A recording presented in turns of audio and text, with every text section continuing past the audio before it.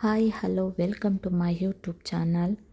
ನಾನಿವತ್ತು ಆರಿ ವರ್ಕಲ್ಲಿ ಮೊದಲನೇ ಸ್ಟೆಪ್ ಆದಂತಹ ಚೈನ್ ಸ್ಟಿಚ್ ಬಗ್ಗೆ ತಿಳಿಸ್ಕೊಡ್ತಿದ್ದೀನಿ. ಮೊದಲನೇದಾಗಿ ನಾವು ಈ ರೀತಿ ರಿಂಗಿಗೆ ಬಟ್ಟೆ ಹಾಕಿ ಅದ ನಂತರ ಇಲ್ಲಿ ಝರಿ ಥ್ರೆಡನ್ನು ಯೂಸ್ ಮಾಡ್ತಾಯಿದ್ದೀನಿ. ಹಾಗೆಯೇ ಇಲ್ಲಿ ನೀಡಲ್ಲು ಯಾವುದು ಅಂತ ಅಂದರೆ 14.05 mm ಟುಲಿಪ್ ಜಪಾನ್ ಅಂತ ಹೇಳಿ ಇರುತ್ತೆ. ಈ ರೀತಿಯಲ್ಲಿ ತಗೋಬೇಕು. ಈ ಝರಿ ಥ್ರೆಡ್ಡು ಹಾಗೆ ಟುಲಿಪ್ ನೀಡಲನ್ನು ನಾವಿಲ್ಲಿ ಯೂಸ್ ಮಾಡಿ ನಾವು ಚೈನ್ ಸ್ಟಿಚ್ಚನ್ನು ಹಾಕ್ತಾ ಹೋಗ್ತೀವಿ. ಬನ್ನಿ ನೋಡೋಣ ಹೇಗೆ ಹಾಕೋದು ಅಂತ. ನಾನು ಎರಡು ರೀತಿಯಲ್ಲಿ ತೋರಿಸ್ತೀನಿ. ಕೆಳಗಡೆ ಭಾಗ ಯಾವ ರೀತಿ ನಾವು ತಗೋಬೇಕು, ಹಾಗೆ ಮೇಲಿನ ಭಾಗದಲ್ಲಿ ಯಾವ ರೀತಿ ತಗೋಬೇಕು ಅಂತ ಹೇಳಿ. ನಾನು ಮೊದಲನೇದಾಗಿ ಕೆಳಗಡೆ ನಾವು ನಾಟನ್ನು ಹಾಕಿಬಿಟ್ಟು ಝರಿ ಥ್ರೆಡ್ಗೆ ನಾಟ್ ಹಾಕಿ ಅದನ್ನು ಹಾಫ್ ರೌಂಡ್ ನಾವು ನೀಡಲ್ಗೆ ತಗೊಳ್ಬೇಕು.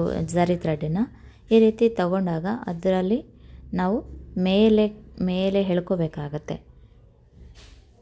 ಟುಲಿಪ್ ಅಂತ ಹೇಳಿ ಕಾಣಿಸುತ್ತಲ್ವ, ಆ ಟುಲಿಪ್ ಜಪಾನನ್ನು ನಾವು ನಮ್ಮ ಸೈಡಲ್ಲಿ ನಾವು ಇಟ್ಕೊಂಡು ತಗೋಬೇಕಾಗತ್ತೆ. 14.05 ಅಂತ ಇದೆ ಅಲ್ವಾ, ಅದನ್ನು ತಗೊಂಡಾಗ ಇಲ್ಲಿ ಝರಿ ಥ್ರೆಡ್ಡು ಮೇಲಕ್ಕೆ ಬರೋದಿಲ್ಲ. ಹಾಗಾಗಿ ನಾವಿಲ್ಲಿ ಝರಿ ಥ್ರೆಡ್ಡನ್ನು ನಾವು ಕೆಳಗಡೆಯಿಂದ ಮೇಲಕ್ಕೆ ತಗೊಳ್ಳುವಾಗ ಟುಲಿಪ್ ಜಪಾನ್ ಅನ್ನೋದು ನೇಮು ನಮ್ಮ ಸೈಡಲ್ಲಿ ಇರಬೇಕಾಗುತ್ತೆ. ಈ ರೀತಿಯಾಗಿ ನಾವು ಮೇಲಕ್ಕೆ ನಿಧಾನಕ್ಕೆ ತಗೊಳ್ತಾ ಚೈನ್ ಸ್ಟಿಚ್ಚನ್ನು ನಾವು ಹಾಕಬೇಕಾಗತ್ತೆ.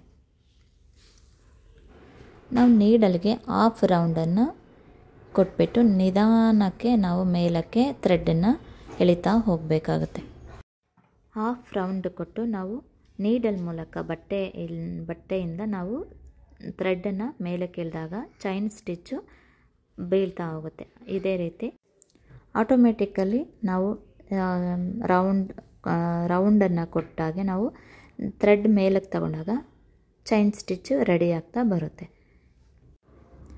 ಟುಲಿಪ್ ಜಪಾನ್ ಅನ್ನೋದು ನೇಮು ನಮ್ಮ ಸೈಡಲ್ಲಿ ಇರಬೇಕು.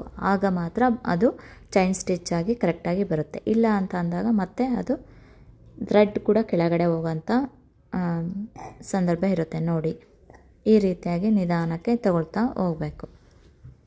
ಕೊನೆಯದಾಗಿ ನಾವು ಒಂದು ನಾಟನ್ನು ಹಾಕಿ ಎಂಡ್ ಮಾಡಿದರೆ ಆಯಿತು, ಚೈನ್ ಸ್ಟಿಚ್ಚು ರೆಡಿ ಆಗುತ್ತೆ. ಹೀಗೆ ಈ ರೀತಿಯಾಗಿ ನಾವು ಚೈನ್ ಸ್ಟಿಚ್ಚನ್ನು ಆರಿ ವರ್ಕಲ್ಲಿ ಮೊದಲನೇ ಸ್ಟೆಪ್ಪಿಂದ ನಾವು ಮಾಡ್ತಾ ಹೋಗ್ತೀವಿ.